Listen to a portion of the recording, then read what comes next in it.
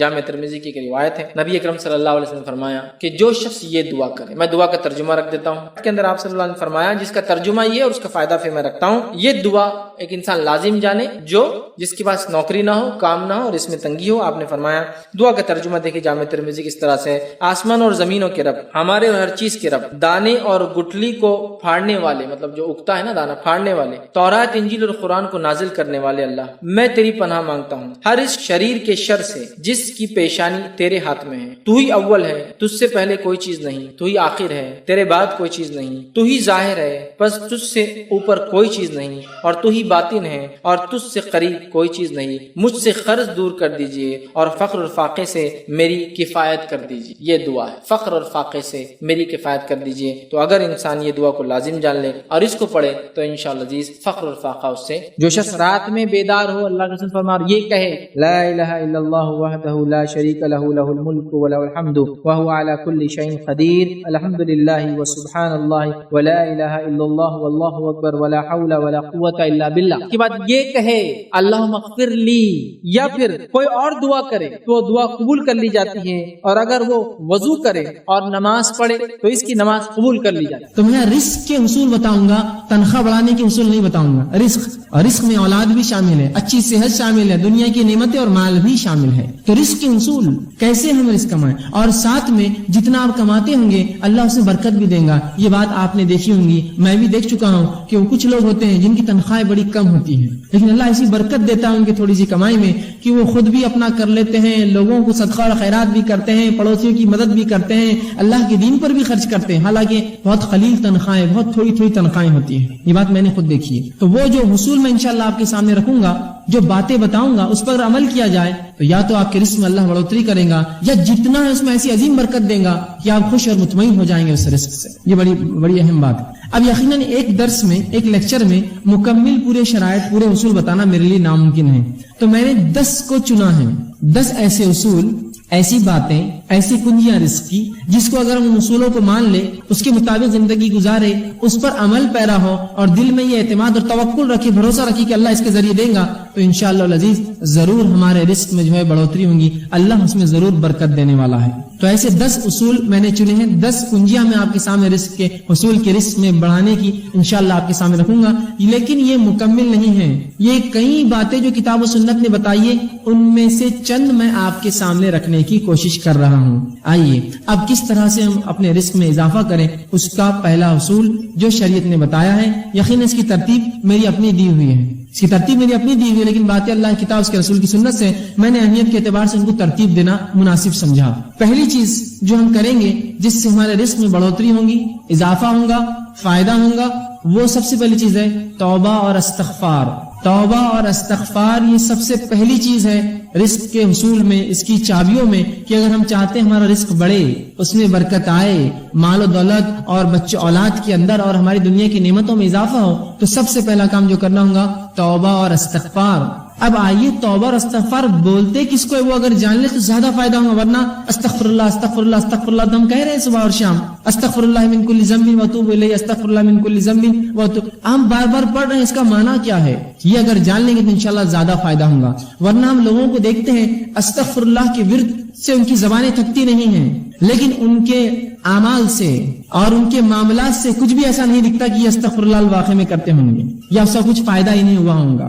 ہم لوگ یہ سمجھتے ہیں شریعت نے جو استغفر اللہ کہنے کا حکم دیا کہ اس کے پڑھنے سے گناہ معاف ہوتے ہیں، تو ہم کو لگا کہ یہ استغفار اس لیے پڑھا جائے کہ گناہ کرو، اس لیے تو معاف ہوتے ہیں، تو ہم گناہ کرتے ہیں اور پھر استغفار پڑھتے ہیں۔ استغفار تو اس لیے جو گناہ ہو جائے اس کی معافی ملتی ہے، تو ہم سمجھتے نہیں کرنے کے لیے پڑھنا ہے ہم کو، کہ اب جو ہو گئے کرو اور پڑھو اور کرو اور پڑھو، جو ہو جائے اس کے لیے ہے۔ اور استغفار صرف الفاظ نہیں ہے، اس سے انسان کے معاملات بھی چھلکے کہ واقعی میں یہ توبہ کر چکا ہے، توبہ کرتا ہے، اس سے اس کے اعمال میں لگے کہ واقعی میں اس نے اپنی زندگی کی روش بدل دی، استغفار کرتا ہے۔ توبہ استغفار جس کو کہتے ہیں یہ توبہ اس کا معنی ہوتا ہے۔ تو توبہ اور استغفار صرف الفاظ نہیں، یاد رکھیے۔ علامہ جو ہے راغب اصفہانی اور امام نووی رحمہ اللہ توبہ کے لیے چند شرائط لکھتے ہیں۔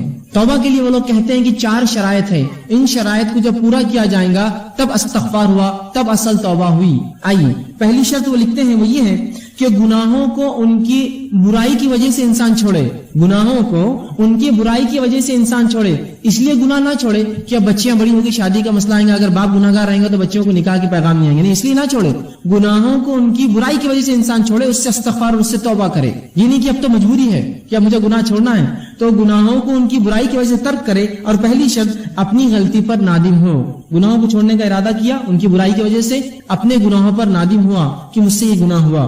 دوسرا وہ لکھتے ہیں آئندہ نہ کرنے کا عزم کیا, اب انشاءاللہ آئندہ میں وہ گناہ نہیں کروں گا. تیسری شرط اگر بندوں کا معاملہ تھا تو وہ لے جا کر اس معاملے کو واپس کر دے. بندوں کا آپس میں کچھ ہوا, مال لے لیا تھا, جائیداد لے لی تھی, زمین لے لی تھی, کچھ ایسا کام کیا تھا جو بندوں کا معاملہ تھا, اس معاملے کو جتنا ہو سکے لوٹا دے اس بندے کو جا کر. اور چوتھا وہ کہتے ہیں, بلکہ پہلی شرط وہی تو میں نے پہلے آپ سے کہی کہ گناہوں کو ان کی معصیت کی وجہ سے چھوڑے, دوسرا گناہوں پر نادم ہو, تیسرا جو ہے گناہوں کو جو ہے پھر دوبارہ نہ کرنے کا عزم کرے, اور چوتھا اگر حقوق العباد بندوں کا معاملہ ہو تو اس معاملے کو, اس چیز کو واپس لوٹا دے. یہ ہے استغفار, یہ ہے توبہ.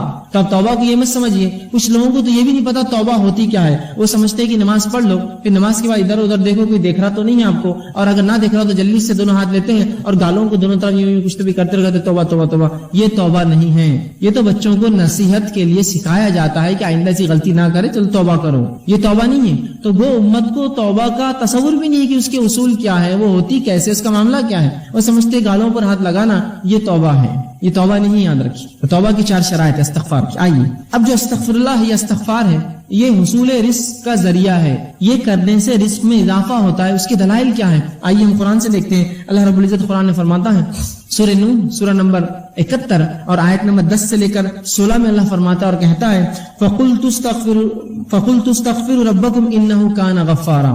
پھر آگے فرماتا يُرْسِلِ السَّمَاءَ عَلَيْكُمْ مِدْرَارًا وَيُمْدِدْكُمْ بِأَمْوَالٍ وَبَنِينَ وَيَجْعَلْ لَكُمْ جَنَّاتٍ وَيَجْعَلْ لَكُمْ أَنْهَارًا. یہ واقعہ یوں ہے کہ نوح علیہ السلام نے اپنی قوم کو دعوت دی, اسلام کا پیغام پہنچایا, قوم نے انکار کیا. اس کے بعد اللہ رب العزت کے سامنے نوح علیہ السلام جاتے ہیں اور کہتے ہیں اے اللہ یہ رپورٹ ہے میری, یہ کنکلوژن ہے میرا اس قوم کے تعلق سے کہ اے میرے رب, انہوں نے کہا فَقُلْتُ اسْتَغْفِرُوا رَبَّكُمْ إِنَّهُ كَانَ غَفَّارًا. اے اللہ میں نے اس قوم کو بار بار کہا اے میری قوم اپنے رب سے توبہ کرو اپنی شرک اور گناہوں کی وجہ سے, یقیناً وہ تم کو معاف کرنے والا ہے. اب اگر تم استغفار کرو گے تو فائدہ کیا ہوگا, فرمایا يُرْسِلِ السَّمَاءَ عَلَيْكُمْ مِدْرَارًا. اگر تم استغفار کرو گے میری قوم تو اللہ آسمان سے تمہارے لیے بارش برسائیں گا. يُرْسِلِ السَّمَاءَ عَلَيْكُمْ مِدْرَارًا, موسلا دھار زبردست بارش برسائیں گا. پہلا فائدہ استغفار کا. پھر آگے اللہ نے کہا, نوح علیہ السلام کہتے ہیں مدرارا وَيُمْدِدْكُمْ بِأَمْوَالٍ وَبَنِينَ, اور اللہ تمہارے مال میں اور اولاد میں اضافہ کریں گا, بالخصوص مال میں اور لڑکوں میں تمہارے اضافہ کریں گا. کیا کرو گے تو استغفار کرو گے تو. وَيَجْعَلْ لَكُمْ جَنَّاتٍ وَيَجْعَلْ لَكُمْ أَنْهَارًا, اور تمہارے لیے بہترین باغ بنائیں گا, باغات کو نکالیں گا. وَيَجْعَلْ لَكُمْ أَنْهَارًا, اور تمہارے لیے بہترین نہریں نکالیں گا. اگر کیا کرو گے تو استغفار. اے میری قوم اگر تم یہ کر لو تو آسمان سے بارش پاؤں گے, مال میں اضافہ پاؤں گے, اولاد اور لڑکوں میں اضافہ پاؤں گے, اور تمہیں بہترین باغ اللہ دے گا, اچھی نعمتیں دے گا, اور جو ہے تمہارے لیے جو ہے نہریں نکالیں گا ان باغوں میں. استغفار کے دیکھیے نوح علیہ السلام نے اپنی قوم کو کیا فائدے بتائے. یہاں کا پورے رزق میں جو چیزیں آتی ہے, بارش کا برسنا ایک بنیادی اصول ہے رزق کے لیے. آج بھی اگر انسان ٹیکنالوجی میں اور کسی بھی چیز میں جتنی ہی آگے بڑھ چکی ہو, لیکن آج بھی آسمان کی طرف نگاہ سب کی ہوتی ہے. اگر بارش نہ برسے اور آپ کہیں گے کہ بھائی مجھے کیا فرق پڑتا ہے, میں تھوڑی کاشتکار ہوں, آپ کاشتکار نہ بھی ہو تو جب آپ بازار سبزی خریدنے جائیں گے تو آپ کہیں گے واقعی میں بارش نہ ہونے کا نقصان ہے. تو رزق بڑھاتا ہے اللہ رب العزت انسانیت کے لیے, توبہ اگر قوم کرے تو. یہاں اللہ رب العزت دیکھیے کہ فرما رہا ہے کہ اگر توبہ کرو تو بارش برسائیں گا, اور اس کے بعد فرمایا کہ وہ تم کو مال میں اور اولاد میں اضافہ دیں گا. تو اگر اصول رزق, اگر ہم مال میں بڑھوتری چاہتے ہیں, اولاد میں اضافہ چاہتے ہیں, استغفار کریں. حسن بصری رحمہ اللہ یہ کبار تابعین میں سے ہے. ان کے پاس ایک شخص آیا اور کہا حسن ہمارے علاقے میں قحط سالی ہے, میں کیا کروں؟ تو کہا استغفار کر, توبہ کر. دوسرا ایک شخص آیا کہا اے حسن مجھے رزق میں تنگی ہے, مال میں تنگی ہے, کیا کروں؟ تو کہا جا استغفار کر. تیسرا شخص کہا اے حسن میرے باغ سوکھ چکے ہیں, میں کیا کروں اس کے لیے, حل بتا شرعی, استغفار کر. ایک شخص اور کہا کہ مجھے اولاد نہیں ہے, لڑکے نہیں, کیا کروں؟ تو کہا جا استغفار کر. تو ان کے شاگردوں نے پوچھا اے استاد, اے حسن بصری, تم نے 4 لوگ آئے, 4 سوال کیا, اولاد نہیں, کسی نے کہا قحط کا کہا, کسی نے کہا باغ میں میرے جو ہے سوکھا پڑ چکا ہے, اور کسی نے مال کے تعلق سے کہا، تم نے سب کو ایک ہی جواب دیا، استغفار کرو استغفار کرو استغفار کرو. تو کہا میں نے کوئی بات اپنے دل سے تھوڑی کہی ہے. اور فوراً انہوں نے قرآن کی اس آیت کو تلاوت کی، قُلْتُ اسْتَغْفِرُوا رَبَّكُمْ إِنَّهُ كَانَ غَفَّارًا يُرْسِلِ السَّمَاءَ عَلَيْكُمْ مِدْرَارًا، کہ تم اے میری قوم تم اللہ سے توبہ کرو استغفار کرو وہ تم پر موسلادھار بارش دیں گا. تو اگر ہم بارش چاہتے ہیں استغفار کریں، ہم مال چاہتے ہیں استغفار کریں، اولاد چاہتے ہیں استغفار کرے جو بے اولاد ہے، اور اگر جنت یا اس کا باغ سوکھ رہا ہے، اگر اسے مال نہیں آتا جبکہ آس پاس آتا ہے، استغفار کرے. تو یہاں حصول رزق کے لیے، رزق میں بڑھوتری کے لیے، اولاد میں بڑھوتری کے لیے، بارش کے ہونے کے لیے، اپنے باغ اور اپنی تجارت میں فائدے کے لیے استغفار رسول بتایا گیا ہے. توبہ کرو اپنے رب سے، توبہ کی چاروں شرائط کے ساتھ. نہیں تو میں استغفر اللہ استغفر اللہ استغفر اللہ تو کر رہا ہوں، لیکن انہی استغفر اللہ کے دوران میں گناہ کرتا ہوں. استغفر اللہ کی تسبیح چل رہی، کسی کا فون آیا جھوٹ بول دیا، کہاں آپ نے توبہ کی اپنے رب سے؟ استغفر اللہ تو پڑھ رہا ہوں، لوگوں کو دھوکہ دے رہا ہوں، کہاں آپ نے استغفر اللہ کیا؟ آپ نے معنی ہی نہیں سمجھا آپ نے اس کا. تو صحیح معنوں میں اگر استغفر اللہ ہم کریں گے تو اس کا فائدہ انشاءاللہ عزیز ہمیں زبردست ہوگا. مال میں اضافہ، اولاد میں اضافہ، کھیتی باڑی میں ہمارے اضافہ، تجارت میں اضافہ، بہت اس کے فائدے اللہ بارش دیں گا. آئیے اللہ کے رسول صلی اللہ علیہ وسلم فرماتے ہیں، مسند احمد اور ابو داؤد کی روایت ہے، عبداللہ ابن عباس رضی اللہ عنہ اس حدیث کے راوی، اور وہ کہتے ہیں اللہ کے رسول صلی اللہ علیہ وسلم فرمایا، تم جس نے کثرت سے اپنے گناہوں کی توبہ کی، جس نے کثرت سے استغفار کیا، اے اللہ مجھ سے گناہ ہو رہے مجھے معاف کر، کثرت سے. اور اللہ کے رسول دن میں سے 70 سے زائد مرتبہ توبہ اور استغفار کرتے. ایک روایت میں 100 سے زائد مرتبہ. نبی اکرم صلی اللہ علیہ وسلم گناہ نہیں کرتے تھے. یہ قوم کو تعلیم تھی کہ جب تمہارا نبی معصوم ہونے کے بعد اتنا استغفار کرتا ہے تم اس سے زیادہ کرو. تو توبہ اور استغفار کر دے اللہ کے رسول. تو کہا کہ جو کثرت سے اللہ سے اپنے گناہوں کی توبہ کرے، استغفار کرے، پہلا فائدہ اللہ اس کو ہر غم سے نجات دیں گا. اللہ اس کو ہر غم سے، کس کو آج غم نہیں اور پریشانی نہیں، غم اور پریشانی سے نجات چاہیے، استغفار کرے. دوسرا فرماتے ہیں ہر مشکل سے باہر نکال دیں گا اسے.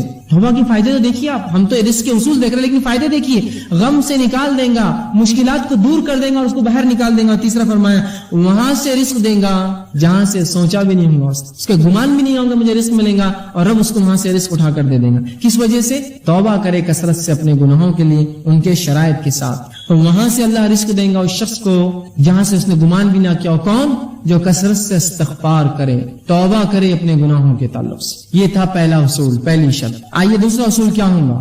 دوسری چیز جو کتاب و سنت میں ہم پاتے ہیں جس کے تعلق سے بکثرت روایتیں آتی ہیں، جس کے کرنے سے رزق میں اضافہ ہوتا ہے، اللہ کا تقوی. اب جو میں آگے بڑھتا جاؤں گا آپ یہ مت سوچئے یار یہ تو اپنے سے ہونے والا نہیں ہے، یہ تو ہونے والا نہیں ہے، اس سے ہٹ کر کچھ بتاؤ.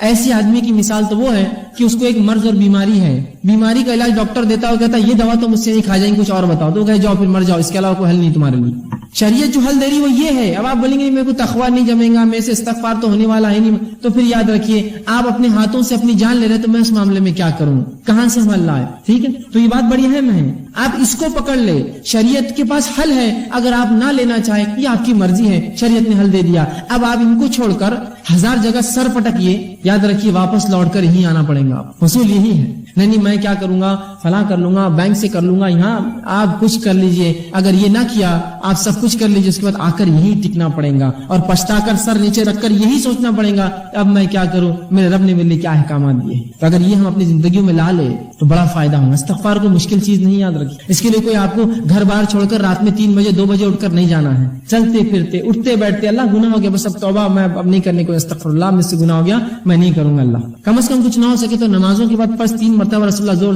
اللہ اکبر ایک بار کہتے اور کہتے استغفر اللہ استغفر اللہ، اتنا تو کہہ سکتے ہیں. 15 بار تو یہی ہو جائیں گا 5 نمازوں کے بعد. رسول اللہ 70 یا ایک روایت میں 100 سے زیادہ بار یہ پڑھتے تھے. کوشش کیجیے. دوسرا اصول تقوی اختیار کریں. اب تقوی کیا ہے؟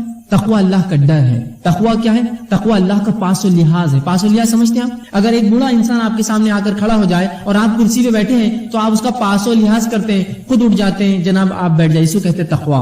پاس و لحاظ رکھنا، اللہ کا ڈر، اللہ کا پاس و لحاظ. ٹھیک، تو تقوی اختیار کرے. تقوی کے معنی کے تعلق سے کئی باتیں آتی. امام نووی رحمہ اللہ لکھتے ہیں تقوی کے تعلق سے کہتے ہیں اللہ تعالیٰ کے احکامات پر عمل کرنا، جن باتوں سے اس نے روکا ان باتوں سے رک جانا، اور ہر وہ کام جس سے اللہ کی ناراضگی عذاب آتا ہے ان سے بچنا، یہ تقوی ہے. تقوی کیا ہے؟ ہر وہ کام جو اللہ نے حکم دیا اس کا کرنا، ہر وہ کام جس سے روکا اس سے رکنا، اور اس کے علاوہ جن تمام کاموں کے کرنے سے اللہ کی ناراضگی ملتی ہے، عذاب ملتا ہے، ان کاموں سے رکنا. اس کو تقوی کہتے ہیں عربی میں. تو ہم اب جو اللہ نے کہا وہ کرے، جس سے روکا اس سے رکے، اور ہم ہر وہ کام جس سے عذاب ملتا ہے اس سے اجتناب کریں، یہ تقوی ہے.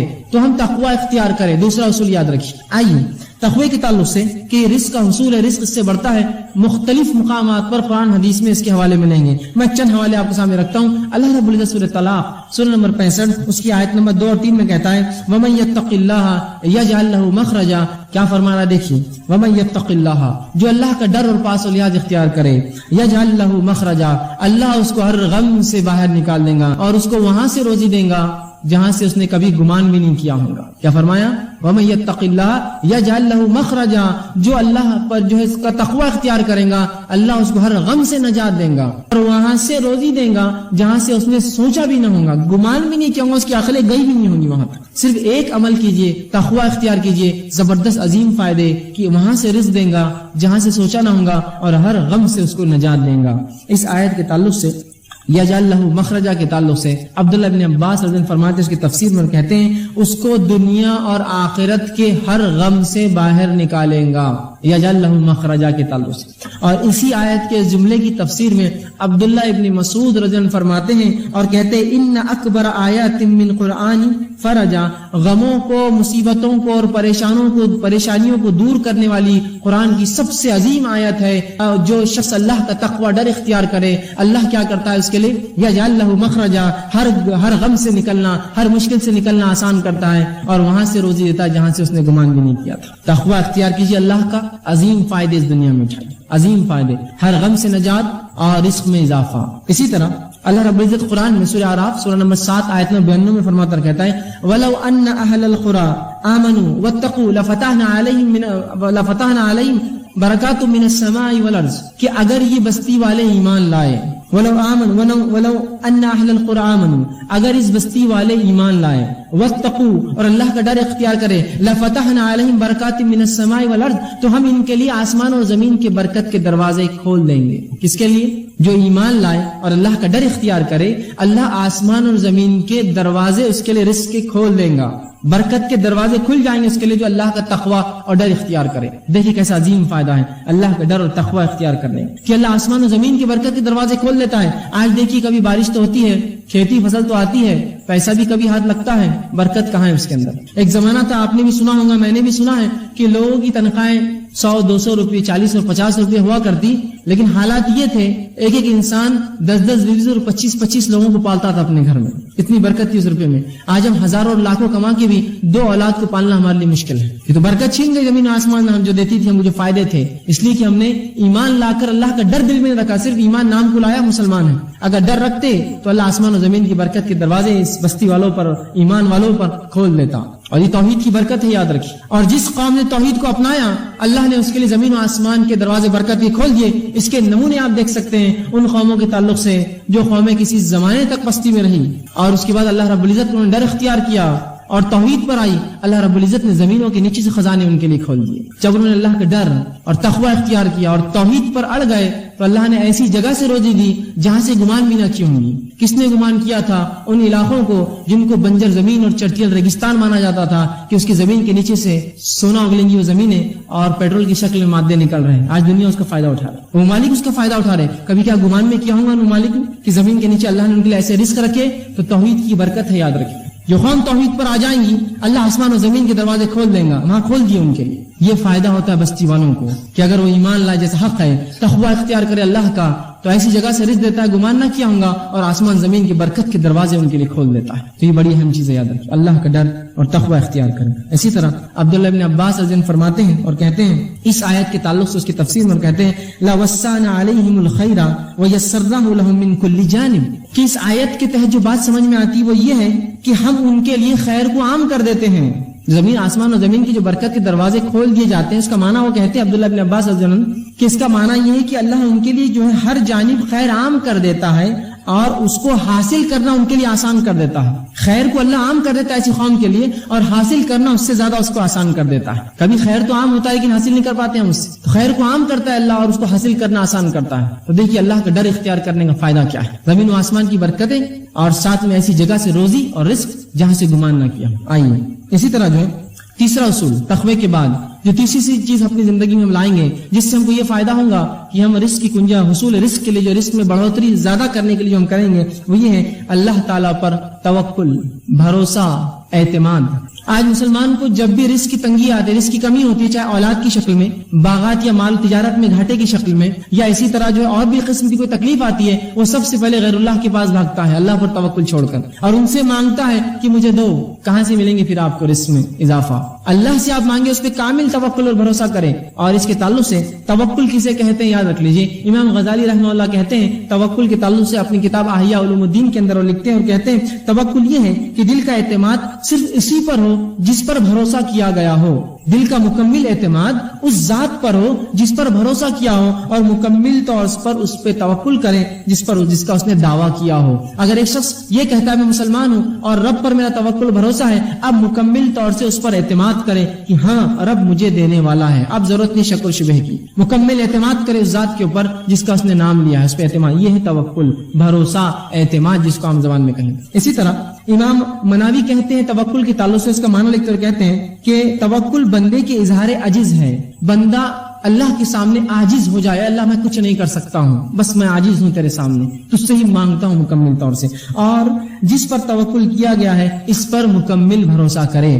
تو ایک مومن توکل کرے کس پر؟ اللہ پر. اس سے رزق میں بڑھوتری ہوتی ہے. اب اس کے تعلق سے کہ توکل رزق کے بڑھانے کا سبب ہے، اس کے تعلق سے کئی روایتیں آتی ہیں. مسند احمد کی اور ترمذی کی روایت ہے جس میں اللہ کے رسول صلی اللہ علیہ وسلم فرماتے ہیں، عمر بن خطاب اس کے راوی ہیں، اور وہ کہتے ہیں اگر تم اللہ تعالیٰ پر ایسا بھروسہ کرو، اللہ کے رسول نے فرمایا کہ اگر تم اللہ تعالیٰ پر ایسا توکل، اعتماد اور بھروسہ کرو جیسے پرندے توکل، اعتماد اور بھروسہ کرتے ہیں کہ وہ ہر صبح خالی پیٹ اپنے گھروں سے نکلتے ہیں اور شام بھر پیٹ گھر لوٹتے ہیں، تو اللہ بھی تمہیں ویسا ہی رزق دے گا جیسے پرندوں کو دیتا ہے کہ وہ خالی پیٹ اپنے گھروں سے نکلتے ہیں اور شام بھر پیٹ لوٹتے ہیں. توکل کا فائدہ کہ اگر تم اللہ پر ویسا توکل کرو جیسا پرندے کرتے ہیں تو اللہ بھی تمہیں رزق دے گا کہ وہ صبح اپنے گھر سے بھوکے پیٹ نکلتے ہیں اور جب رات لوٹتے ہیں تو بھر پیٹ لوٹتے ہیں. لیکن ایک بات یہاں سمجھنے کی بڑی اہم ہے، جب میں توکل کی بات کر رہا ہوں تو کوئی یہ نہ کہے کہ میں نے اللہ پر مکمل توکل کر لیا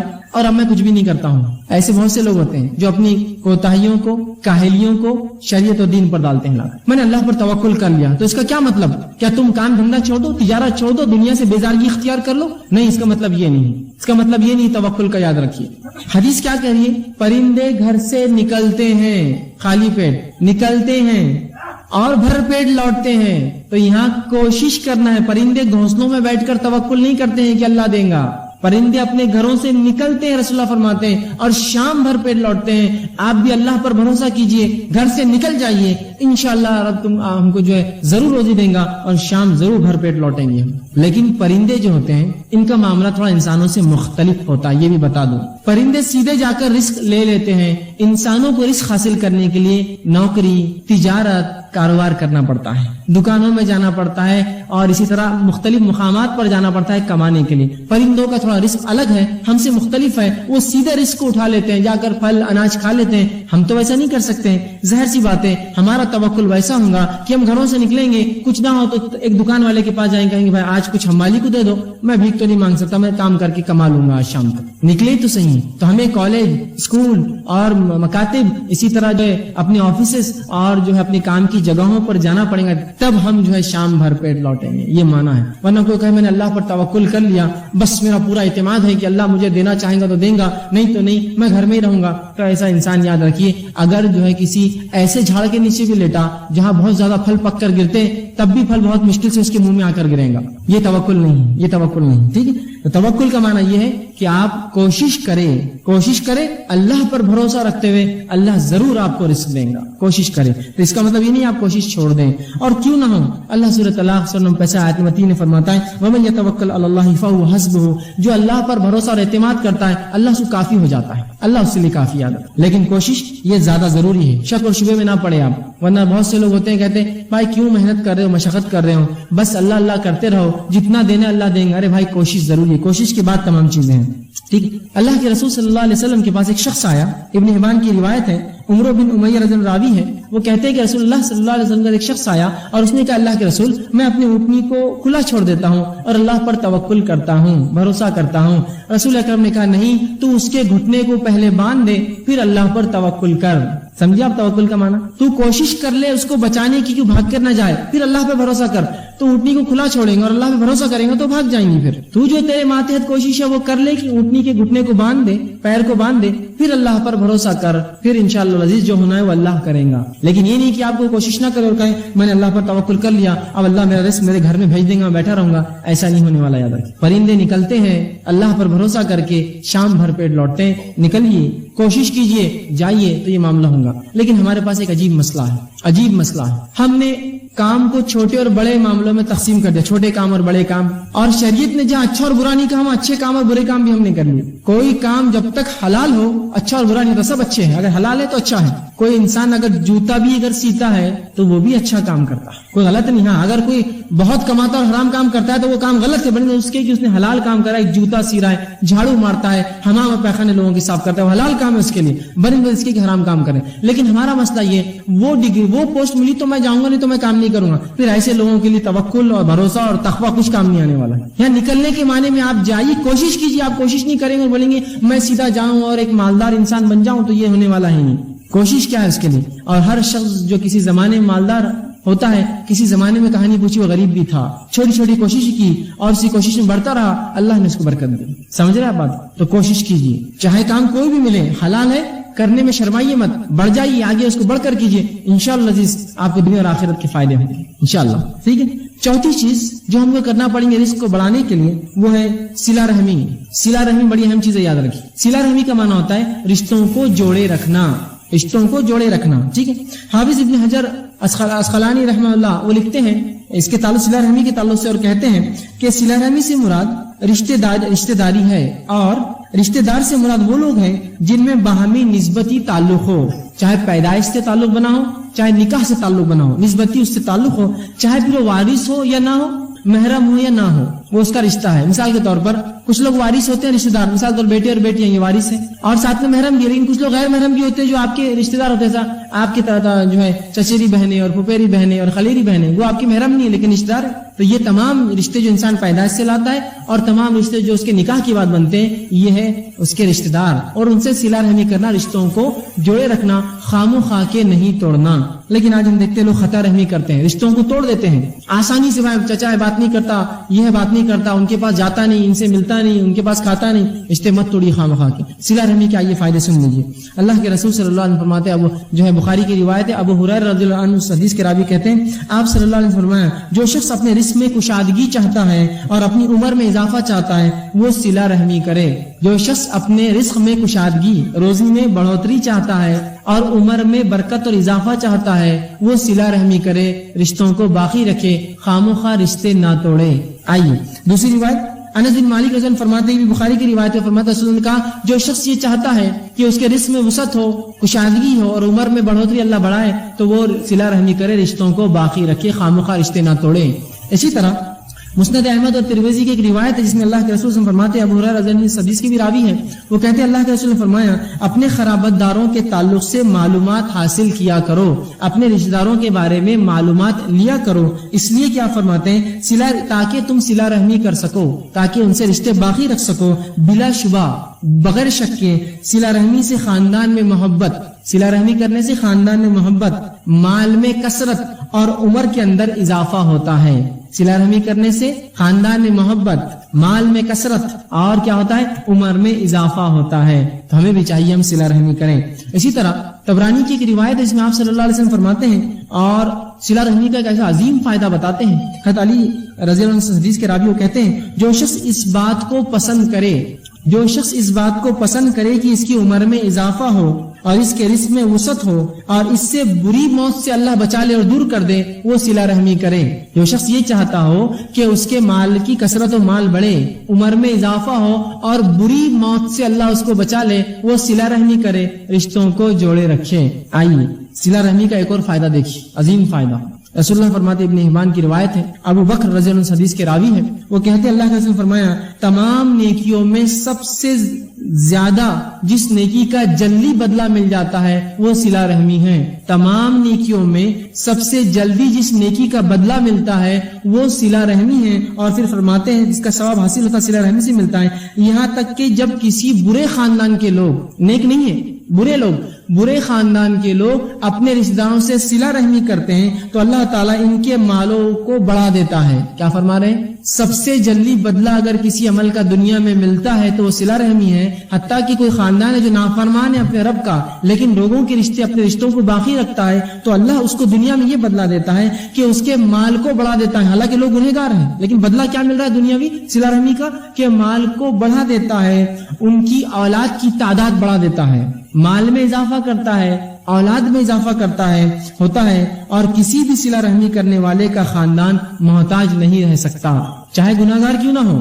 صلہ رحمی کرتا ہے تو انشاءاللہ العزیز محتاج کبھی نہیں ہوگا، محتاج نہیں ہوگا. آج کے اس دور میں ہم سمجھتے ہیں خطا رحمی کرنے سے محتاجی دور ہوگی، ہے نا.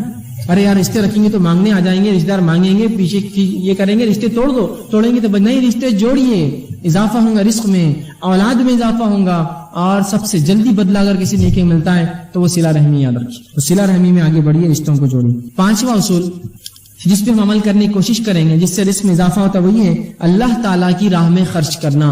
اللہ تعالیٰ کی راہ میں خرچ کرنا، اللہ نے جو مال دیا ہے. اب دیکھیے ایک بات، جب بھی خرچ کرنے کی بات آتی ہے تو لوگ مالداروں کی طرف دیکھتے ہیں، بھائی تمہارے لیے بات ہے ہمارے لیے تو نہیں. ایسا ہوتا ہے جب بھی خرچ کرنے کی بات آئی، بھائی یہ تو تمہارے لیے، ہم تو اس سے بری ہیں. بری نہیں ہے کوئی بھی اس سے.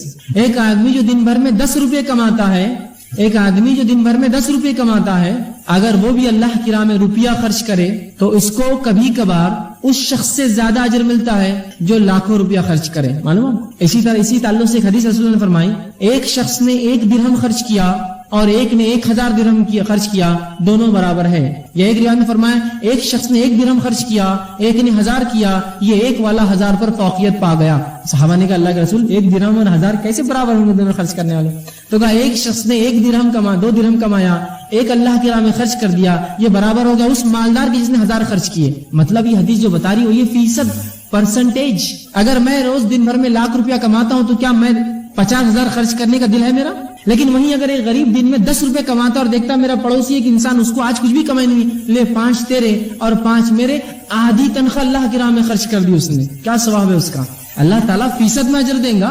ظاہر سی بات ہے اس کی تنخواہی اس کو ملا ہی 10 روپے تھا اور 5 خرچ کر دیے، سبحان اللہ، تو 50% خرچ کیا، اجر فیصد سے ملنے والا ہے. بھائی یہ مت سمجھیے آپ کی بھائی تو میں تو زندگی بھر میں تو 1 لاکھ ہی کمایا، کیا خرچ کیا ہوں گا میں نے؟ نہیں، آپ کا فیصد کیا تھا بھائی. اگر لاکھ میں سے 25,000 خرچ کیے تو آپ نے 25% دولت اللہ کے نام میں خرچ کر دی. اور کبھی کبھار مال و دولت والوں کو اتنی توفیق نصیب نہیں ہوتی کہ فیصد میں اپنے مال سے نکالے. تو آپ یہ مت سمجھیے کہ خرچ آئے تو میں مالدار تم لوگ دیکھو، نہیں، ہر آدمی خرچ کرے گا. ایک جذبہ پیدا کیجیے اپنے اندر خرچ کرنے کا اللہ کی راہ میں کہ اگر میں 10 روپیہ دن میں کماتا ہوں کوشش کروں کہ 1 روپیہ خرچ کروں جو کہ 10% میرے مال کا اور کمائی کا ہوگا، اللہ یقیناً اجر دے گا. معلوم؟ خرچ کیجیے اللہ کی راہ میں، جذبہ پیدا کیجیے. مالداری اور غریبی خرچ میں آڑ نہیں بنتی، اصل چیزیں نیت ہے جو خرچ میں آڑ بنتی ہے. اصل غنا اللہ کے رسول فرماتے اصل مالداری دل کی مالداری ہے، دل سے مالدار ہو آدمی، مال سے نہیں. ایک آدمی تو مال سے کروڑ پتی ہے لیکن بازو والے کے پیسے بھی اس کی نظر رہتی جب وہ نوٹا نکالتا ہے. اور ایک آدمی غریب ہے لیکن اس کو کسی کے مال کے اوپر اس کی نظر نہیں ہے، اللہ اس کو دے رہا، وہ کما رہا، میں اپنا کما رہا ہوں. تو غنا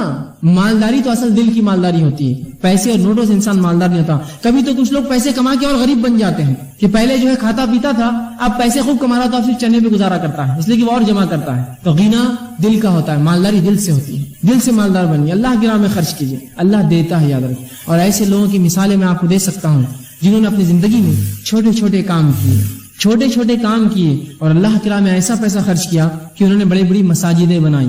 ایسے واقعی بعید نہیں، اگر آپ نے نہ دیکھے ہوتے ایک الگ بات ہے، نہ سنی ہوتا ہے الگ بات ہے کہ لوگوں نے حمالیاں کی اور اپنے مال و دولت سے زمینیں خریدی ان پیسوں سے اور اس پر مسجدیں تعمیر کی اپنے روپیے اور پیسے سے. ایک صاحب کو تو میں بھی جانتا ہوں جنہوں نے اپنی زندگی بھر جو ہے فگے بیچے، بلونس، اور ایک مسجد انہوں نے تعمیر کی اس کمائی کے اوپر. تو خرچ کرنے والا دل سے مالدار ہو تو خرچ کرتا ہے. اب دل سے ہی غریب ہو تو پھر اس کے لیے بہت مسئلہ ہے. اللہ جتنا دے، ایک عہد کے برابر دیا تو دوسرے کی توقع کریں گا، دوسرے عہد کے برابر سونا دیا تو تیسرے کی توقع کریں گا، اس کی خواہش بننے ہونے والی. تو خرچ کیجیے اللہ کرم، جذبہ پیدا کیجیے، اس کا بڑا فائدہ ہے. اب اللہ کے راہ میں خرچ کرنے کا کیا معنی ہے؟ جہاں جہاں اللہ نے حکم دیا وہاں خرچ کیجیے، یتیموں میں، مسکینوں میں، فقیروں میں، مسافروں کے اندر، وہ لوگ جن کی گردنیں جو ہے دبی ہوئی ہے بوجھ کے تحت، ادھار جن پر ہے، ان میں، جو لوگ جو ہے اسلام پر چلنے کی بنیاد پر جیلوں میں ڈال دی گئی ان کے چھڑانے کے لیے، مختلف جگہ جہاں شریعت نے حکم دیا اللہ کی راہ میں خرچ کیجیے، یاد رکھیے۔ اب آئیے خرچ کرنے سے مال و دولت میں اضافہ ہوتا ہے، اس کے دلائل سن لیجیے۔ اللہ رب العزت سورہ سبا سورہ نمبر 34 آیت میں 39 میں فرماتا اور کہتا ہے وَمَا أَنفَقْتُم مِّن شَيْءٍ فَهُوَ يُخْلِفُهُ، اور آگے فرماتا وَهُوَ خَيْرُ الرَّازِقِينَ، تم جو کچھ اللہ کی راہ میں خرچ کرو گے اللہ اس کو لوٹا دے گا اور اللہ خیر رزق دینے والا ہے۔ کیا فرمایا؟ تم جو کچھ اللہ کی راہ میں خرچ کرو گے اللہ اس کو لوٹانے والا ہے، یخلفہ، تم کو واپس پلٹائیں گا اللہ وہ چیز۔ سبحان اللہ۔ اندازہ لگائیے دنیا میں اگر ہم کسی پر خرچ کریں، اس کی حیثیت مرتبہ استطاعت کے مطابق خرچ کرتے ہیں کہ یار جتنا خرچ کریں گے اتنا ریٹرن بھی ملے گا، یہ آدمی کی حیثیت زیادہ ہے نا۔ اندازہ لگائیے لوگ اللہ کی راہ میں خرچ کر کے سوچتے ہیں ہم غریب بن جائیں گے۔ ارے کیسے تم غریب بنو گے؟ تم سوچو تو صحیح کس کے راستے میں تم پیسہ دے رہے ہو؟ کیا وہ ذات تم کو غریب رہنے دیں گی اس کے راہ میں خرچ کرنے کے بعد؟ کبھی نہیں ہو سکتا۔ یاد رکھیے جو اللہ کی راہ میں خرچ کرتا ہے اللہ اس کو عظیم نعمت عطا کرتا ہے۔ یاد رکھیے خرچ کرنے کا جذبہ بنائیے، اور یاد رکھیے اللہ کی راہ میں ہم جیسا خرچ کریں گے ویسا اس کا بدلہ بھی ملے گا۔ آج ہماری ذہنیتیں اتنی کند ہو گئی ہیں، اتنی بگڑ چکی ہے کہ سب سے ناقص، سب سے کمزور، سب سے چھوٹا، سب سے ادنا اور سب سے بیکار قسم کی چیز اللہ کی راہ میں ہم خرچ کرتے ہیں۔ دلائل کی فہرست لا کر گنا سکتا ہوں۔ میرے گھر کا کام چل رہا ہے اور میرے گھر کی فرشی کیسی ہونا چاہیے، وہ میرے شان و شوکت اور میرے اسٹیٹس کے مطابق ہونا چاہیے۔ وہیں کوئی کہے کہ بھائی اللہ کی راہ میں کچھ اگر آپ دے دیتے، ایک مسجد، ایک مدرسہ یا دینی کچھ کام ہو رہا ہے، ایک فرشی دے دیجئے، تو وہ کہتا ہے کہ فلاں دکان پہ جاؤ، اس کو فون کر کے بولتا ہے 3rd گریڈ کی یہ سب سے ناقص فرشیاں ہو تو نکال کر دے دو، اس لیے کہ مسجد میں لگنا ہے۔ میرے گھر کا اگر نل ہو تو سب سے اچھا ہو، کروم پالش ہو، پیتل کا ہو، اس لیے کہ لوہے کا ہوتا ہے تو وہ کھلتا نہیں ہے جلدی۔ اگر مسجد میں کوئی آیا کہ ہمیں نل چاہیے تو بھائی وہ 4, 10, 5 روپے کے لوکھنڈی نل لے لیجئے، جس کو فجر میں لوگ پتھروں سے کھولتے ہیں اس لیے کہ وہ ٹائٹ ہو جاتے ہیں، اس کو مارنا پڑتا ہے کھولنے کے لیے۔ یہ اللہ کی راہ میں تو تم جو دو گے اس کی راہ میں وہ پلٹا کر اللہ دے گا، پھر اللہ بھی سب سے ناقص، سب سے فالتو، سب سے ادنا، سب سے بیکار والی چیز ہم کو لوٹا کر دیتا ہے، اس لیے کہ اس کی راہ میں وہی ہم نے دیا ہے۔ جو دو گے وہ پاؤ گے۔ ایک آدمی ہے جو مال و دولت میں اچھا امیر آدمی ہے، اس کے اگر وہ آپ کے گھر آیا تو آپ کیسا خرچ کرتے ہیں اس پہ؟ ارے یار اس کی حیثیت بولتے کل اس کے گھر جائیں گے تو اپنے کو ملے گا، کرو خرچ۔ تو اللہ کی راہ میں خرچ کرنے کو ہوتا جو دنیا کو کھلاتا ہے، جس نے ہم کو دیا اور جو آگے بھی دیں گا، اس کے راہ میں تم ہلکا ہوتے اور جیب میں جب ہاتھ ڈالتے ہیں، جب اللہ کی راہ میں خرچ کرنے کا معاملہ آیا تو اگر موٹا سکہ ہاتھ آیا تو اس کو چھوڑ کے پتلا ڈھونڈتے ہیں اس کے اندر سے کہ تو یہ موٹا 5 کا ہو گیا ہوں گے، اس کو چھوڑ دو نیچے، لیکن اس سے پتلا اور اس سے چھوٹا اگر کوئی مل جائے تو وہ اللہ کی راہ کے لیے۔ لیکن وہیں ہزاروں روپیے یا 1000 کی نوٹ جو سب سے بڑی نوٹ ہے آج ہمارے علاقے کے اندر، یہ نوٹ بھی چھوٹی لگتی ہے جب دوستوں کے ساتھ ہوٹلوں میں جاتے ہیں اور بازاروں میں گھومتے ہیں۔ 1000 روپیے دوستوں کے لیے کیا میں خرچ کر پاؤں گا؟ یہ تو شرمندگی کی بات ہے، صرف 1000 روپیے اور میرے 5 دوست میرے ساتھ گھوم رہے ہیں۔ اور وہیں اللہ کی راہ میں سب سے ناقص، تھوڑا اپنی ذہنیت کو بدلنے کی زبردست ضرورت ہے۔ اللہ کی راہ میں سب سے اچھا، سب سے بہتر، اس لیے کہ جس کی راہ میں خرچ کر رہا ہوں یخلفہ، وہ پلٹانے والا ہے مجھ پر، اور اللہ جب پلٹائیں گا تو بہرحال اس کا کیا معاملہ ہوگا اندازہ لگائیے۔ ایک مالدار کو آپ نے تحفہ دیا، کیا اس سے آپ وہی تحفے کی امید کرتے ہیں؟ ارے نہیں بھائی، وہ تو اپنی حیثیت کے حساب سے تحفہ لائیں گا آپ کے زبردست۔ تو اللہ دنیا میں بھی پلٹائیں گا، آخرت میں پلٹانے والا ہے۔ کہا کہ تم جو کچھ خرچ، وما انفقتم من شیء، تم اے مسلمانوں جو کچھ خرچ کرو، یخلفہ شیء فهو یخلفہ، اللہ تمہیں لوٹا دے گا، وهو خیر الرازقین، اور وہ بہتر رزق دینے والا ہے۔ خرچ کیجیے اللہ کی راہ میں، اس کے بڑے ثواب ہیں۔ اسی طرح ابن کثیر رحمہ اللہ اس کی تفسیر کرتے اس آیت کی اور کہتے ہیں تم جو بھی خرچ کرو گے اللہ دنیا اور آخرت میں اس کا بدلہ دے گا، اس کا وہ اس آیت میں وعدہ کر رہا ہے۔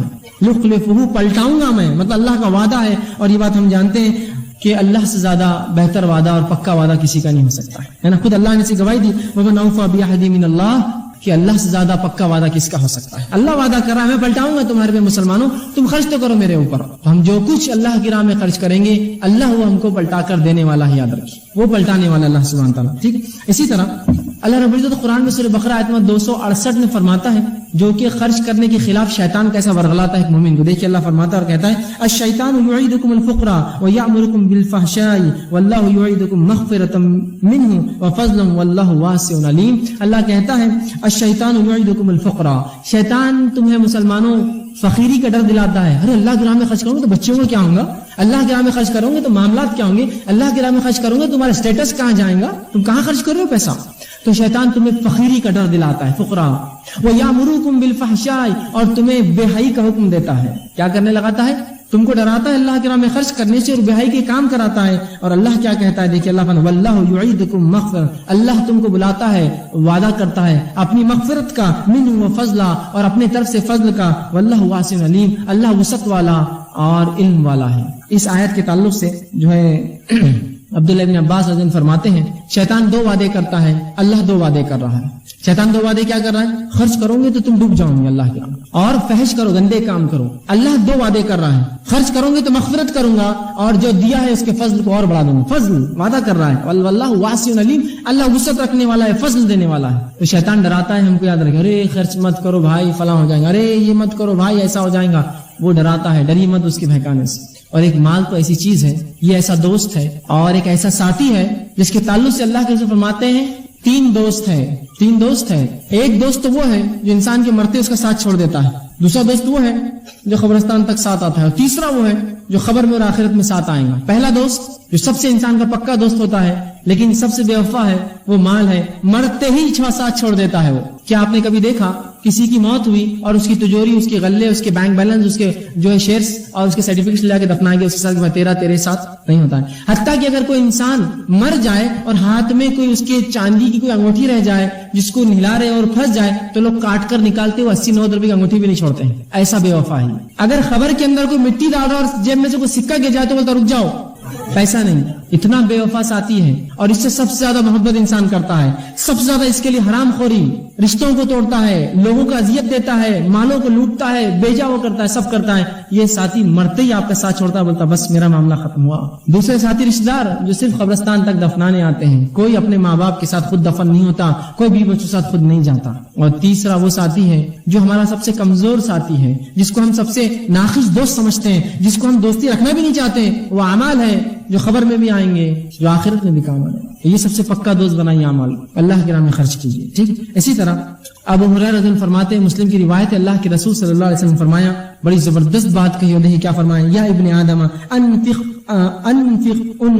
علیک، اے آدم کی اولاد، اے آدم کے بیٹو، مجھ پر خرچ کرو، میں تم پر خرچ کروں گا. انفق علیک، میں تم پر خرچ کروں گا، تم مجھ پر خرچ کرو. تم میری راہ میں دو، میں تمہیں دوں گا. اب اندازہ لگائیے، اللہ کہہ رہا ہے تم میری راہ میں دو، میں تمہیں دوں گا. اللہ تو دور، اگر دنیا میں کوئی ایک مالدار انسان جو امین ہے، جو امانت دار ہے، آپ کو پتا ہے اور دھوکہ نہیں دیتا، وہ اگر آپ سے کہے کہ جاؤ خرچ کرو میرے نام سے، میں تم کو دوں گا، آپ بولیں گے بھائی تمہارا وعدہ ہے تو پھر تمہیں سب کچھ لوٹا دوں گا. اللہ تو یہ اللہ کہہ رہا ہے، اے آدم کی اولاد، حدیث قدسی ہے، تو میری راہ میں خرچ کر، میں تجھ پر خرچ کروں گا. اندازہ لگائیے، جو اللہ خرچ کرنے کی بات کر رہا ہے، تو آپ ایک اورنگ آباد کے مالدار کی حیثیت دیکھیے، اگر وہ آپ سے کہے کہ میں تم پر خرچ کروں تو کیا سوچ رہے ہیں آپ؟ اگر مہاراشٹر کا سب سے مالدار انسان کرے میں تم پر خرچ کروں گا تو کیا سوچ رہے ہیں آپ اس سے؟ 200-400 روپے نہیں بھائی، وہ تو بہت دیں گا. اور ہندوستان کا سب سے مالدار انسان کرے ارے میں تم پہ خرچ کروں گا، اور اگر دنیا کے سب سے مالدار انسان کہے کہ خرچ کروں گا تو کیا سوچ رہے ہیں؟ تو اندازہ لگائیے، جو رب ہے دنیا کو پالنے والا، جو رزق دینا، وہ کہہ رہا ہے میں تم پر خرچ کروں گا. کیا امید کرتے ہیں اس سے؟ کیا امید کرتے ہیں اس سے؟ تو اللہ کے راہ میں خرچ کیجیے، اللہ ہم پر خرچ کرے گا. زبردست آفر ہے اللہ کی طرف سے. ٹھیک. تو اللہ کے راہ میں خرچ کرنے کے بڑے فائدے ہیں. ایک حدیث بہرحال آتی ہے جس میں اللہ کے فرماتے ہیں ہر روز 2 فرشتے دنیا میں آتے ہیں. بخاری کی روایت ہے، ابو ہریرہ اس کے راوی ہے.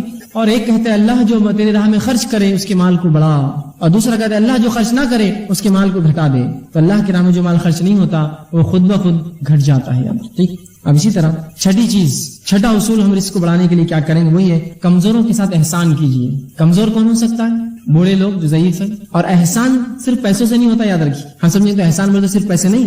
ایک مالدار انسان لیکن بوڑھا ہے، اس کی مدد کیجیے، اس پہ احسان ہے. آپ کمزوروں کے ساتھ احسان کیجیے. یتیم ہیں، بیوائیں ہیں، مسکین ہیں، بچے ہیں، ہے نا، مصیبت زدہ لوگ ہیں، آفت اور بلاؤں میں پھنسے ہوئے، جیسا زلزلے آ گئی، یہ کمزور لوگ ہیں. مدد کیجیے، ان پر احسان کیجیے، اس سے بھی رزق بڑھتا ہے. اللہ کے رسول فرماتے ہیں، بخاری کی روایت ہے، حضرت سعد رضی اللہ عنہ نے ایک بار یہ شک ہوا اور انہوں نے ایک بار کہا، ان کے ذہن میں خیال آیا جو کہ اللہ کے رسول نے کہہ دیا اور کہا کہ اپنے کمزوروں پہ انہوں نے اپنی برتری کا اظہار کیا. رسول اللہ کے پاس ایک دن گئے اور کہا اے اللہ کے رسول، ہمارے کمزوروں پہ ہماری برتری ہے. جو کمزور لوگ ہیں، پریشان حال لوگ ہیں، جو معذور لوگ ہیں، جو بیوائیں، ان پہ اپنی فضیلت انہوں نے ظاہر کی کہ ہم ان سے بہتر اور اچھے ہیں. تو اللہ کے رسول نے فرمایا اور کہا، تو رسول اللہ نے ان کو جواب دیا، تمہاری مدد صرف تمہارے کمزوروں کی وجہ سے کی جاتی ہے اور انہی کی وجہ سے تمہیں رزق دیا جاتا ہے. اللہ تمہاری مدد تمہارے کمزوروں کی وجہ سے کرتا ہے. اپنی فضیلت مت جھاڑو ان پر. تم یہ سمجھ رہے ہو کہ اس لنگڑے کو، اس یتیم کو تم پال رہے ہو، ارے اس کی وجہ سے تمہاری نصرت، تمہاری مدد اللہ کرتا ہے مشکلوں میں، اور اس کی وجہ سے تم رزق دیے جاتے ہو، رزق ملتا ہے. تو کمزوروں کے ساتھ احسان کیجیے، اور احسان ہمیشہ صرف مال سے نہیں ہوتا ہے، یاد رکھیں احسان صرف مال سے نہیں ہوتا ہے. خندہ پیشانی سے ملنا، خوش حال سے ملنا، یہ بھی احسان ہے. یاد رکھیں خوشی سے ملے میرے بھائی آگے آئیے مجھ، یہ ہے کمزور. اور واقعی میں ایک انسان جو کمزور ہے، مصیبت زدہ، پریشان ہے، آپ کی ایک ہنسی اس کے کئی غموں کو دور کر دیتی ہے. ایک ہنسی مسکرا کے مل لیا میرے بھائی کیسا ہے. خندہ پیشانی سے ملنا، بوقت ضرورت مال خرچ کرنا، لوگ مصیبت میں تو مدد کرنا، یہ سب احسان ہے. یہ سب احسان ہے. صرف احسان یہ مت سمجھیے کہ پیسے دینا احسان، نہیں نہیں نہیں، اور بھی چیزیں احسان ہیں. اور ان کے لیے دعائیں کرنا یہ بھی احسان ہے. یاد رکھیے دعائیں کرنا، خندہ پیشانی سے خوشی سے ملنا اور مدد کرنا، اور تعاون جب ضرورت پڑے کرنا، جب ضرورت پڑے اپنے وسیلے سے کوئی کام ان کا کروا دینا، یہ بھی احسان ہے. یہ بھی احسان. احسان کیجیے کمزور لوگوں پر، چاہے وہ بیوہ عورتیں ہوں، یتیم بچے ہوں، معذور ہو، مسکین ہو، کمزور ہے یہ سماج کی، مدد کیجیے ان کی. احسان کیجیے جو کچھ اپنے طرف سے کر سکتے ہیں. اتنا تو کر سکتا ہوں میں کہ ایک معذور کو اگر گاڑی نہ دلا سکوں تو کبھی موقع مل جائے تو اس کو اٹھا کے گود میں دوسرے کا چھوڑ تو سکتا ہوں. یہ میرا احسان ہے اس پر. ضروری تھوڑی کہ ہر بار میں پورا کر سکوں. یہ سوچیے ہم میں وہ جذبہ بھی ختم ہو گیا. کئی بار ہوتا ہے کہ کچھ لوگ دکھتے ہوں گے آپ کو سڑک پر معذور، جو اپنی سائیکل چڑھاتے ہوں گے، چڑھاؤ پر جو چڑھتی نہ ہوں گی، لوگ دیکھتے ہیں یہ نکلا کیوں گا معذور گھر سے باہر. ارے میرے بھائی وہ مصیبت میں اس کو پہلے دھکا دے کر اوپر چڑھا. عجیب معاملہ ہے. کمزوروں کے تعلق سے اس امت کے پاس کوئی رحم نہیں ہے، بلکہ کمزور لوگ نشانہ اور ٹارگٹ ہے ہمارے لیے کہ ان کو تکلیف دی جائے. اب مل گیا ایک آدمی جس کا مزہ لی جائے. ان پر احسان کیجیے، اللہ نصرت کرے گا، مدد کرے گا ہماری، اور جو ہے رزق میں اضافہ دے گا. ٹھیک. اسی طرح مسند احمد کی روایت ہے، آپ صلی اللہ علیہ وسلم فرمایا، ابو درداء رضی اللہ عنہ حدیث کے راوی نے کہا کہ میری رضا کمزور لوگوں کے ساتھ احسان کرنے سے حاصل کرو. اگر تم چاہتے ہو کہ میں راضی ہوں رہوں تم سے قیامت کے روز، رسول اللہ فرماتے ہیں تو کمزوروں کی مدد کر کے میری رضا حاصل کرو قیامت کے روز. میں راضی ہو جاؤں گا تم سے اگر تم کمزوروں کی مدد کر کے آؤں گے، تو وہ عمل کر کے آؤں گا تو میری رضا کمزوروں سے مدد کر کے حاصل کرو، حاصل کرنے کی کوشش کرو، کیونکہ تمہیں اپنے کمزور اور ضعیفوں کی وجہ سے رزق اور نصرت دی جاتی ہے. رزق جو ملتا ہے نا اور جو مدد آتی ہے اللہ کی، یہ کمزوروں کی وجہ سے آتی ہے. تو یہ نہ سمجھے کہ ہم بڑے اونچے ہیں، بلکہ اللہ کا شکر ادا کرے کہ اللہ نے مجھے اچھا رکھا، اب میں ان کی مدد کروں. اس لیے کہ کمزوروں سے جو قوی ہے وہ آزمائے جاتے ہیں، مالداروں غریبوں سے مالدار آزما. دنیا میں اللہ آزماتا ہے ایک سے دوسرے. جس کو صحت دی اس کو کمزوروں سے آزماتا ہے، اللہ دیکھتا ہے اس کی مدد کرتا ہے کہ ٹھیک ہے، تو ان کی مدد کیجیے. 7واں پوائنٹ جو چیز ہم کریں گے حصول رزق کے لیے وہی ہے کہ اللہ کی عبادت کے لیے فارغ ہونا. اس کا بڑا اجر ہے، اس سے رزق میں اضافہ ہوتا ہے. اب میں جب کہہ رہا ہوں اللہ کی راہ میں فارغ ہونا، تو آپ یہ مت سمجھیے کہ اب وہ جو ہے بوریا بستر لے کر اب بولیں گے اب مسجد میں رہنے جا رہا میں بھی بچوں کو، بھائی اب بس اب تم رہو، بہت دن ہو گئے، اب میں اللہ کے راہ میں فارغ نہیں. فارغ ہونے کا علماء معنی لکھتے یہ ہے کہ جو کچھ عبادت بندہ کرے خالص اللہ کے لیے کرے اور مکمل خوشی و خضوع سے کرے، یہ ہے اللہ کے لیے فارغ ہونا. مثال کے طور پر مسجد میں جا رہا ہوں نماز کے لیے، تو مکمل خوشی اور خضوع اور اخلاص کے ساتھ نماز پڑھوں تو یہ اللہ کے لیے فارغ ہونا ہوا. سمجھ رہے بات؟ یہ ہے فارغ ہونا. تو یہ مت سمجھے آپ کے اب سب چھوڑ دینا دنیا آپ کو، نہیں. جو کچھ کروں گا خالص نیت سے اور خوشی اور خضوع، اعضاء اور جوارح، دل و دماغ سب میرا اس عبادت میں ہوگا. چاہے نماز پڑھ رہا ہوں، روزہ رکھ رہا ہوں، زکات دے رہا ہوں، حج کر رہا ہوں، عمرہ کر رہا ہوں، جو کچھ کروں، پوری ذکر و اذکار کر رہا ہوں اللہ کے، سب مکمل اپنے آپ کو اس میں اس کے اندر جو شامل کر دوں اور وہ عبادت کروں. یہ ہوتا ہے فارغ ہونا. آئیے اس کے تعلق سے مسلم کی روایت ہے، اللہ رب العزت فرماتا ہے، اللہ کے رسول فرماتے ہیں ان تعبد اللہ کانک ترا. احسان کے تعلق سے آتا ہے، مسلم کی لمبی طویل روایت ہے. آخری ایک حصہ جبرائیل علیہ السلام نے رسول اللہ سے پوچھا کہ احسان کیا ہے، تو آپ نے فرمایا ان تعبد اللہ کانک ترا، تو اللہ کی بات ایسے کر جیسے تو اسے دیکھ رہا ہو. فإن لم تكن ترى فإنه يرى. اگر تو یہ نہ تصور کر سکے وہ تو اسے دیکھ رہا ہے تو یہ جان لے اللہ تجھے دیکھ رہا ہے. مطلب مکمل طور سے اپنے آپ کو فارغ کر کے اللہ کی بات کر جیسے تو اللہ کو دیکھتے ہوئے کر رہا ہے اپنے رب کو، اور یہ تصور نہ آئے تو یہ جان لے کہ تیرا رب تجھے دیکھ رہا ہے جب تو عبادت کر رہا ہے. ایسا خالص ہو کے عبادت کر رہا ہے، اعضاء و جوارح پورے اس چیز کے اندر. تو فارغ کرنا یاد رکھیے، اس سے فائدہ. اسی طرح جو ترمذی کی روایت ہے، ابو ہریرہ رضی اللہ عنہ فرماتے ہیں اللہ کے رسول صلی اللہ علیہ وسلم فرمایا کہ اللہ فرماتا ہے اے آدم کے بیٹے میری عبادت کے لیے اپنے آپ کو فارغ کر. اے آدم کے بیٹے میری عبادت کے لیے اپنے آپ کو فارغ کر، میں تیرے سینے کو تونگری سے بھر دوں گا، میں تیرے سینے کو اطمینان سے اور تجھے جتنا آتا ہے اس میں اطمینان دے دوں گا، سکون دے دوں گا. دوسرا فائدہ فرماتے ہیں تجھے بے نیاز کر دوں گا، تجھے ضرورت نہیں کسی سے مانگنے کی، تجھے بے نیاز کر دوں گا. اور ایسا نہ کیا، اگر تو نے فارغ نہ کیا اپنے آپ کو میری عبادت کے لیے، ایسا نہ کیا تو تیرے ہاتھ ایسے کاموں میں الجھا دوں گا جس میں تو پریشان ہوگا، تجھے ایسے کاموں میں ملوث کر دوں گا جس سے تو پریشان ہوگا، اور تیری محتاجی کو کبھی ختم نہیں کروں گا، میں تجھے ہمیشہ محتاج رکھوں گا.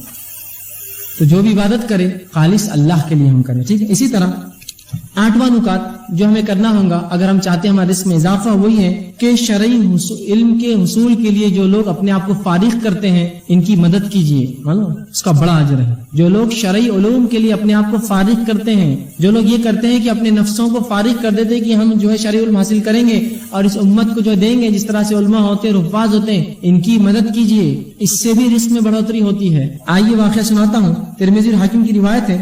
انس بن مالک رضی اللہ عنہ فرماتے ہیں اللہ کے رسول صلی اللہ علیہ وسلم کا ایک بھائی آیا جو اپنے دوسرے بھائی کی ایک شکایت لے کر آیا تھا، اور اس نے کہا اے اللہ کے رسول، یہ میرا بھائی کیا کرتا ہے، تجارت پر زیادہ آتا نہیں، اور بس جب موقع ملا بھاگ کر آپ کے پاس آتا ہے اور بس آپ کے پاس رہتا ہے، آپ کی ساتھ رہتا ہے اور علم سیکھتا ہے آپ سے۔ تو اللہ مطلب کمپلین شکایت کرنے لگا۔ اللہ کے رسول نے فرمایا شاید تجھے رزق اسی کی وجہ سے دیا جاتا ہے، اس طرح بھائی کے شرعی علم سیکھنے کی بنیاد پر ہی شاید تجھے اللہ رزق دیتا ہے۔